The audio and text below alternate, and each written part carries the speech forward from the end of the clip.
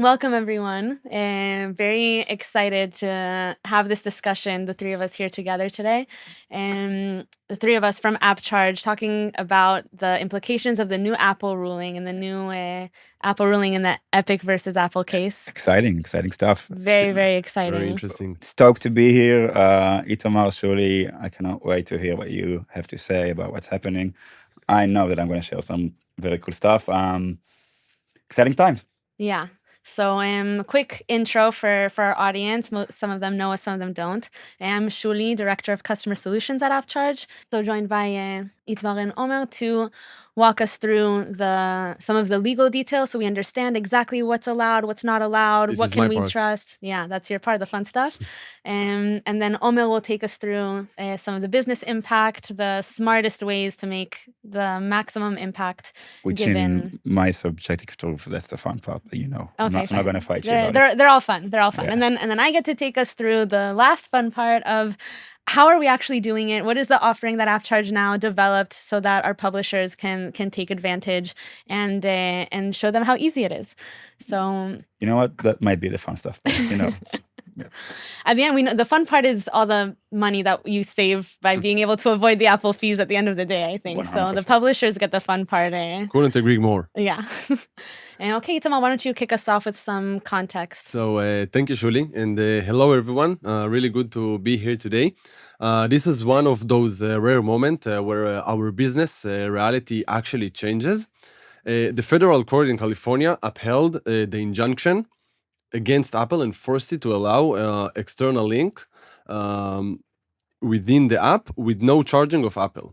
Very exciting, very, very unique opportunity for you guys or for the developers to succeed. So essentially, the development is that the court is deciding to enforce a decision that they already made. Yeah. Right? So I want to explain the story as a practicing lawyer. Mm-hmm. I'll start with the legal stuff and what it means for us right now, and then I'll hand it over to Omer to talk about what you should actually do.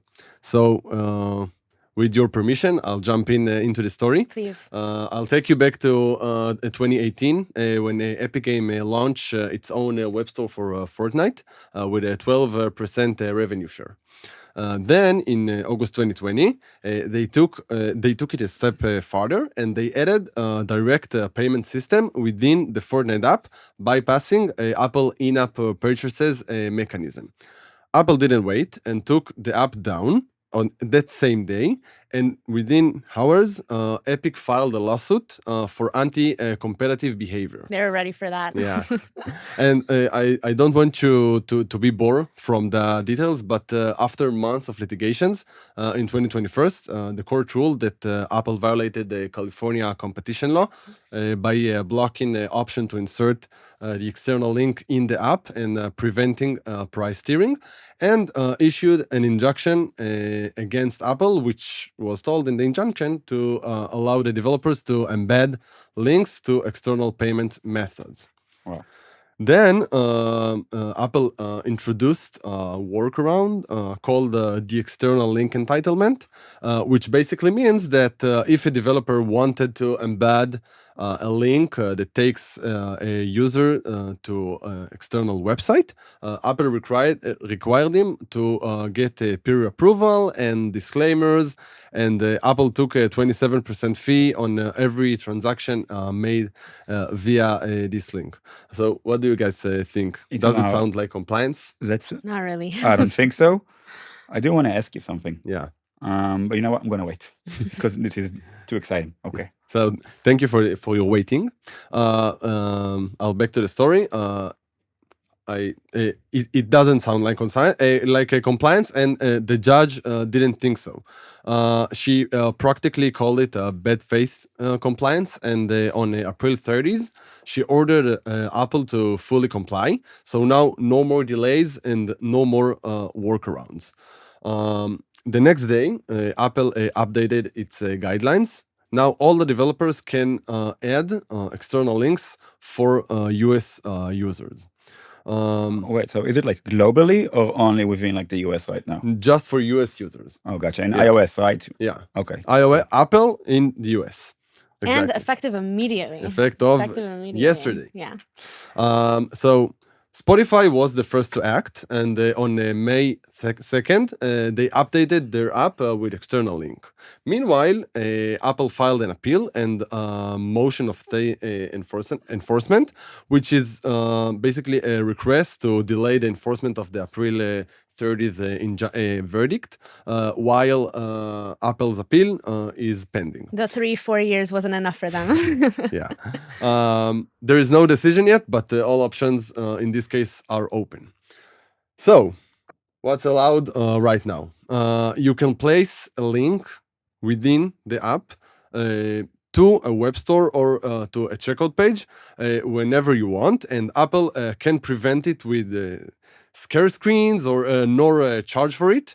And as I said, Apple is appealing, and they are not done yet. And even if they lose in the appeal, they might also propose a compromise. I don't want to speculate, but for instance, if the link goes straight to a checkout, Apple might argue that it's still part of the in-app purchases flow and should be subject to Apple fees.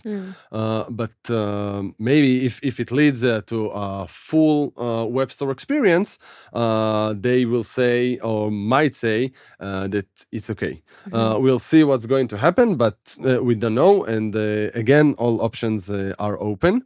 But actually, my point is that Apple isn't walking away so easily from $1 billion in in-app purchases revenue, and so fast. And even though we can see the momentum is clearly shifting. One last thing I want to mention, I'm sorry for that, is that while this ruling applies only in the US, as Omer mentioned, for now, it's not happening in a vacuum, and we are already seeing global movements. And just recently, Apple was fined over 500 million euros in the European Union for similar practices as it did in the United States, like the anti-steering provisions, etc., etc. Which on one hand, we know from other similar cases isn't a massive fine given the size of this corporation, but we are taking it as a signal of more seriousness in the enforcement of this ruling. Exactly, Shuli, you are on the point. So now the legal door is open. We want to talk with you about how to make the most of it. So now I'll hand it over to Omer. Take it from here. Thank you, Itamar. Shuli, Itamar, everyone, I have to be honest for a second. In the last couple of weeks, I feel like a kid in a candy store.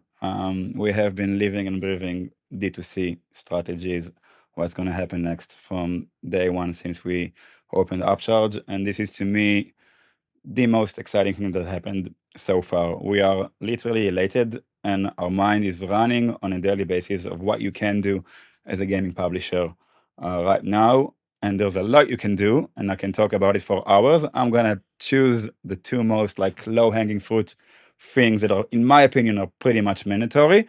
And I'm going to start with the obvious one, which is by all means your web store. I'm going to tell you one thing. I'm going to be projecting and trying to be like a fortune teller a bit. I think that when all the dust is going to clear and we're going to have a permanent ruling with Apple and Google, in my sheer belief, the web store is going to be the optimal D2C solution. Now you have the opportunity and the privilege to promote your web store within your app, within your arguably your most dynamic and vibrant market for the players, which is the US. Make sure that you are promoting it, and I'm going to show to you how to do so. But also, if until now, by a chance, as a leading gaming publisher, you didn't have a web store, it's not a nice to have anymore. It's pretty much mandatory. This is the bread and butter of the industry. Completely couldn't say it much better myself. Okay, so we talked about placing your web store front and center. I'm going to show you right now a few examples on how to do so. Once again, you can have around 150 ways to do so. I'm going to pick two on what is the best practice and what you should avoid. Okay, so let's talk about the most important thing, in my opinion, communication.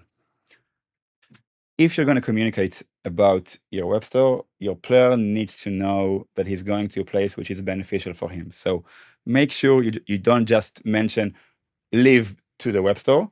Make sure that you, within the app, emphasize about the value that the player will get within the app store. May it be how much more percentage for his dollar is going to get for every purchase that he make. Could be exclusive bundles, could be limited time offers, anything that you know that your player would like to go into the web store.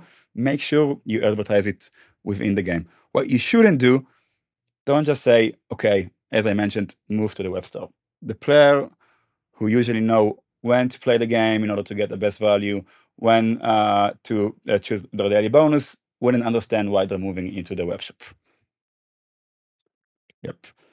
Another thing that you should do is use a clear standard icon that notifies the player about moving into the web store, and then making sure that he knows the value again. Always remember, the most important thing that we can do as gaming studios is to be transparent with our players. At the end of the day, we have a relationship with them, and creating trust, that's the most important thing. So true.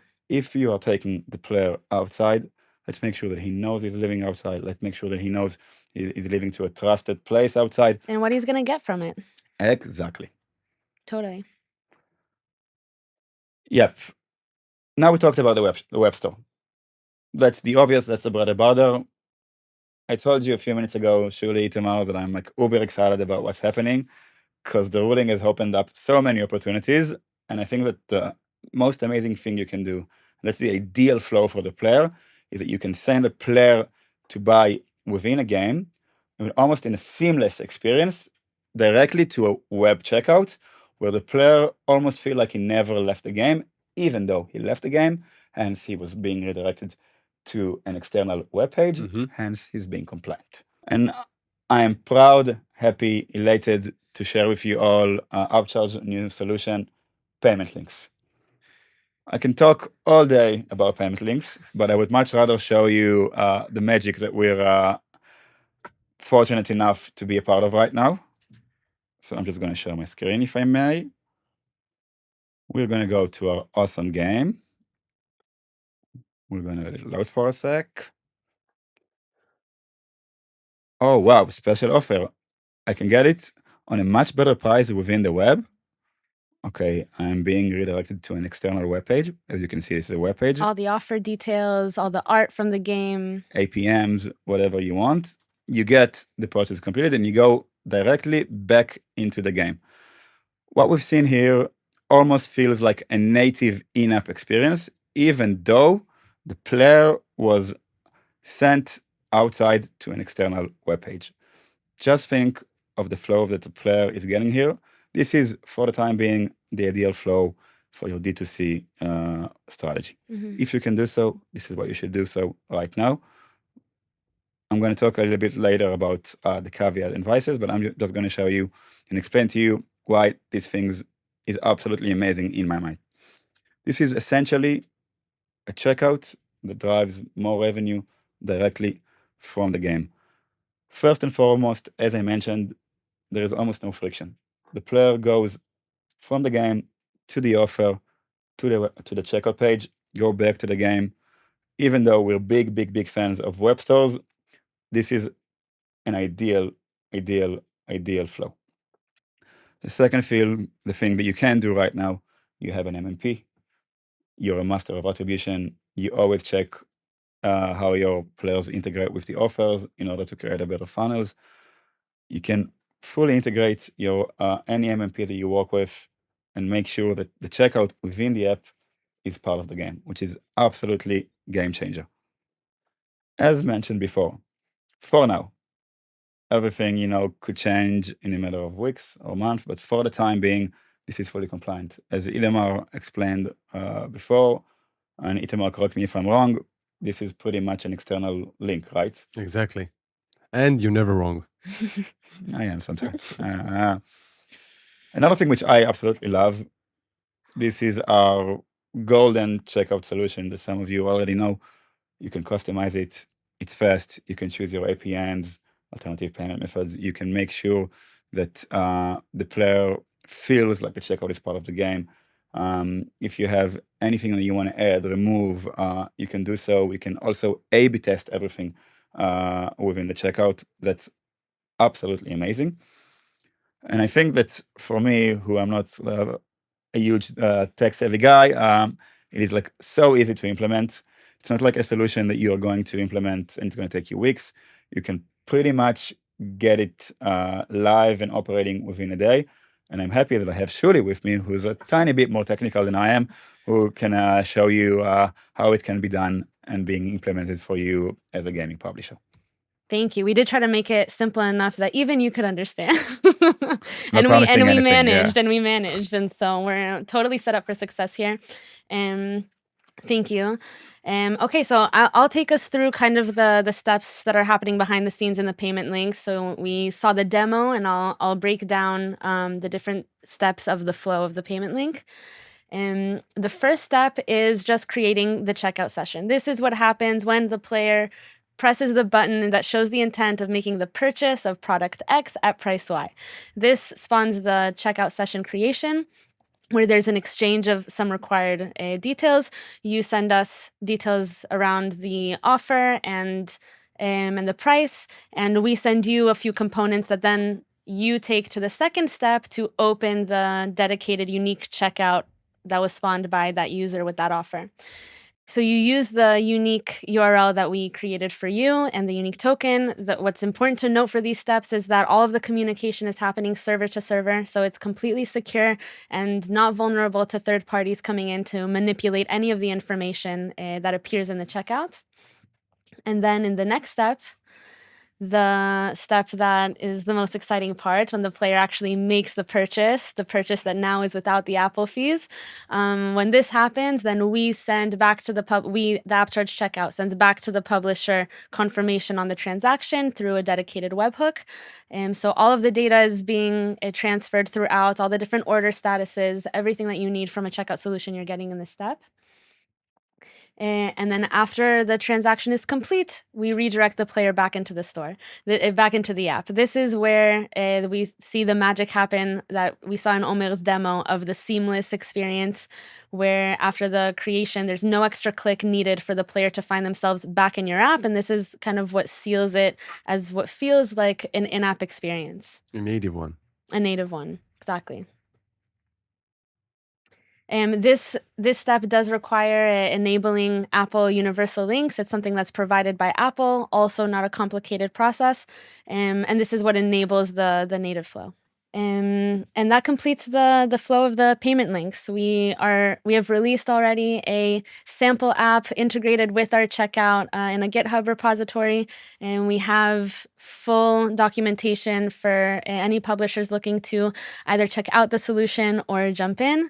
It's important for us also to clarify that while this is a payment, it's like just a payment link, and what you get through the payment link is our full checkout solution. It's by no means a lean or compromised version. You're getting everything that comes with our web store checkout solution, including customized checkout, full merchant of record services, player support and chargeback support, reporting and MMP integrations, all the things that come with our web store checkout, you're also going to get through the checkout of the payment links. This is very important.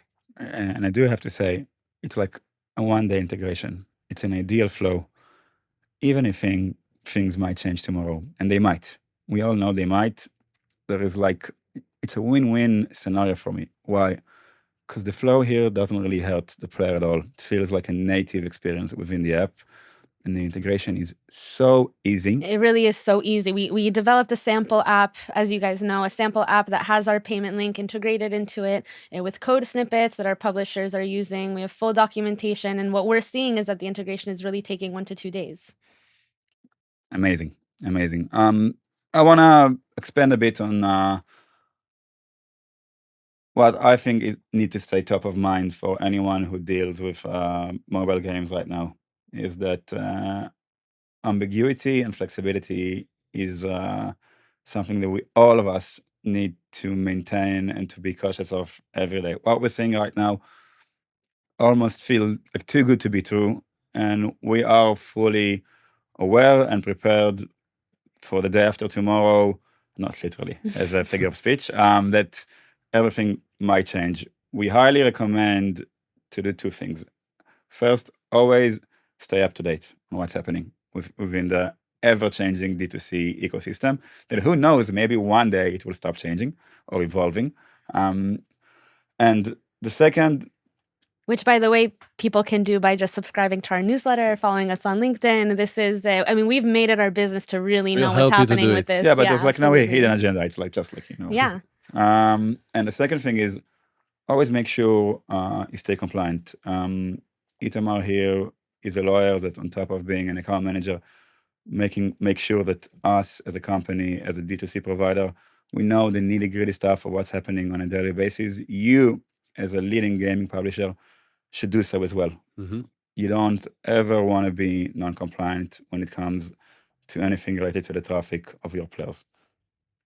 Yeah, absolutely. I mean, it's no way a surprise that a lot of our big publishers, the moment that we start talking the payment links or any feature for that matter, the first station is legal, and we see them trying to navigate this. We're having the conversations. We're seeing this pass everyone's legal requirements.